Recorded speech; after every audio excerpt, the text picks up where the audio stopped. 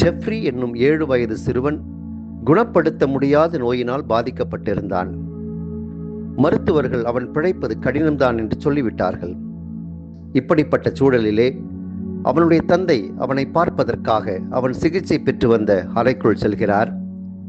தான் நலமடையப் போவதில்லை என்று அந்த சிறுவனுக்கும் தெளிவாக தெரிந்திருந்தது. அவன் தன் தந்தையிடம் கேட்கிறான், அப்பா, நான் இறந்து விடுவேனா? ஏன் அப்படி கேட்கிறாய் மகனே? உனக்கு பயமாக இருக்கிறதா? இறக்கப் போகிறோமே என்ற அச்சமா? எங்களையெல்லாம் விட்டுவிட்டு போகப் போகிறோமே என்ற கவலையா என்று கேட்கிறார். நம்பிக்கை நிறைந்த கண்களோடு அவன் தன் தந்தையை உற்று நோக்கி கூறுகிறான், எனக்கு எந்த பயமும் இல்லை அப்பா. கடவுள் உங்களை போன்ற அன்பான தந்தைதானே. எனவே உங்களிடமிருந்து அந்த தந்தையிடம் செல்கிறேன் என்ற எண்ணம் எனக்கு ஆறுதலை கொடுக்கிறது. அவருடைய கரங்களை பற்றி கொண்டு நான் மகிழ்ச்சியாக இருப்பேன் என்று கூறுகிறான். அவனுடைய தந்தையின் கண்களில் கண்ணீர் ஆறாய் பெருக்கெடுத்து ஓடுகிறது. இயேசு தந்தையோடு தனக்கிருந்த நெருக்கமான உறவை பல நேரங்களில் எடுத்துரைத்திருக்கின்றார்.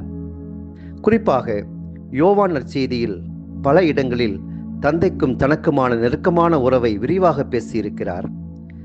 கடவுளை தம் சொந்த தந்தை என்று கூறி தம்மையே கடவுளுக்கு இணையாக்கியதால் யூதர்கள் அவரை கொல்ல முயற்சி செய்கிறார்கள் என யோவான் பதிவு செய்கிறார்.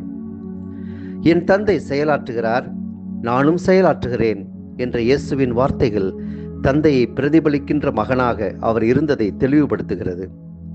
மகனை மதியாதவர் அவரை அனுப்பிய தந்தையை மதிப்பதில்லை என்று கூறுகிறார்.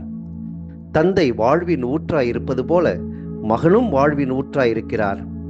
என் விருப்பத்தை நாடாமல் என்னை அனுப்பியவரின் விருப்பத்தையே நாடுகிறேன் என்று தந்தையின் திருவுளத்தை நிறைவேற்றுவதற்காகவே தான் இவ்வுலகிற்கு வந்ததை ஆணித்தரமாக எடுத்துரைக்கின்றார்.